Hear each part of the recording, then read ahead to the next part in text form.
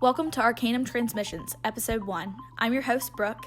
And I'm your co-host, Brooke's brother, Leonardo.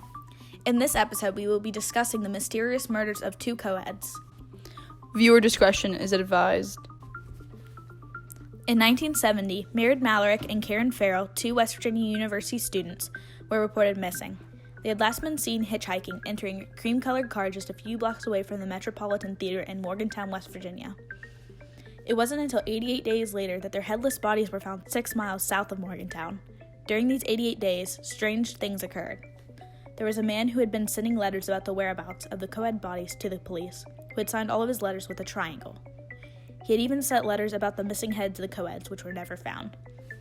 It was also apparent that the case was being greatly mishandled and neglected by officers. The investigative team had many suspects for the case.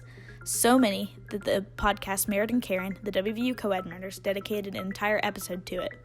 One of the possible murderers that I thought of while listening to the podcast was a serial killer. When researching this topic, I found that there were a lot of active serial killers during this time. There's not a lot of research out there about how serial killers are related to this case, and I don't believe it can completely be ruled out until properly looked into. So, could any well-known serial killers been involved in the murders of Meredith Mallory and Karen Farrell? During the 1960s and early 1970s, there were many well-known active serial killers. The Manson family was at their peak in 1969, although most of them was in prison or convicted by the time Meredith and Karen had been murdered. According to Rob Sheffield, the last of the well-known Mansons to be arrested was Squeaky Fromm, who attempted to assassinate President Ford. It is very unlikely that the Mansons were involved in the co-eds murders, as they were located mainly on the West Coast, and most of them were in custody before the murder took place. Meredith and Karen do not seem to be their normal kind of victims as well. Their kind of victims was rich, famous, or had some kind of influence in LA. Meredith and Karen were/had none. The Zodiac Killer was also active during this time. The Zodiac Killer cases and Meredith and Karen's case had a few similarities. Many students were killed by the Zodiac Killer. The Zodiac Killer had also sent letters to the police about the murders, just as Triangle had. There were also cases where there were two victims at a time. Also, no evidence of any sexual assault was found with any of his victims. It is unlikely that he murdered Meredith and Karen, as most of his murders took place on the West Coast, and Meredith and Karen's bodies were hidden, unlike many of his victims. Most of his victims were either shot or stabbed, never decapitated. Before I heard of John Brennan Crutchley, I thought Ted Bundy was one of the most viable suspects for these murders. I had to do some digging to find out when Bundy truly began killing. According to the Philadelphia Inquirer, Ted Bundy admitted to the murder of two 19-year-old girls in 1969 in Ocean City, New Jersey, while visiting his grandparents in Philadelphia. This is 1 year before Meredith and Karen's murders and 5 years before his most notorious murders began. There are a lot of similarities between this case and the Meredith and Karen case. The girls he murdered, Susan Davis and Elizabeth Perry, were both co-eds just as Meredith and Karen were. The notorious Volkswagen Beetle that Ted Bundy drove was cream-colored, just as the Meredith and Karen podcast had described in their first episode as the car they were last seen in. According to the Mirror, after bludgeoning his female victims to death and sometimes spending a night with their bodies, he would often remove their heads with a hacksaw and take them back to his apartment to keep mementos. Meredith and Karen's heads were never found. Ted Bundy was attending Temple University at this time, which is located in Philadelphia, Pennsylvania. According to Google Maps, this is less than 5 hours from Morgantown. Ted Bundy often discarded his victims' bodies in remote wooded areas. Meredith and Karen's bodies were found in a meadow in the middle of a forest. This is a little far away, but much closer than the other serial killers on the list. Although there is a lot of evidence to indicate that Bundy may have done it, there is also some evidence that conflicts. Ted Bundy normally raped his victims, but Meredith and Karen did not show any signs of sexual assault.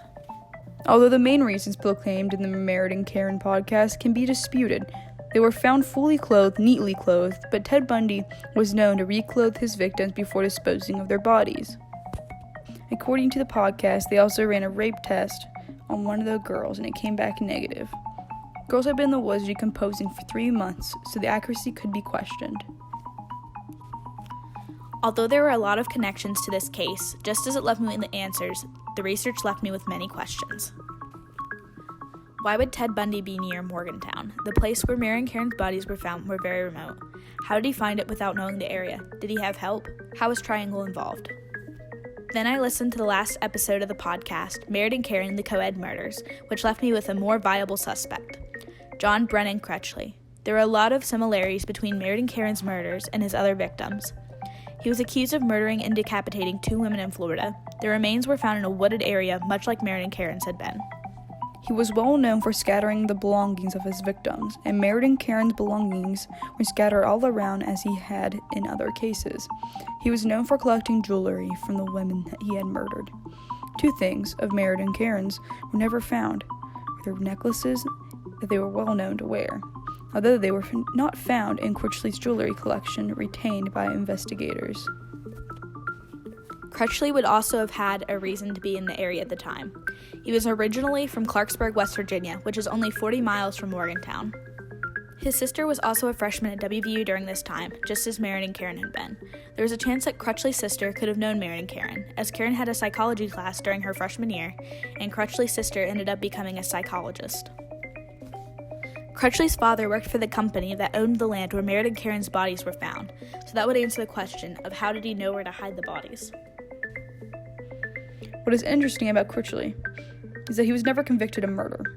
They never had enough evidence to convict him. The only thing that he was ever convicted of was non-fatal kidnapping and sexual assault. He did serve a life sentence for these convictions, though.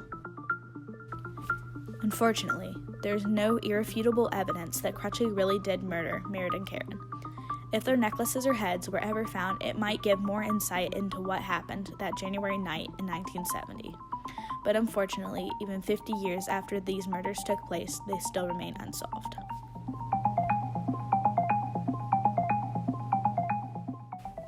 Thanks for listening. More episodes of the Welcome to Arcanum transmissions are to come. All artwork and music was created by our co-host Leonardo. Thank you.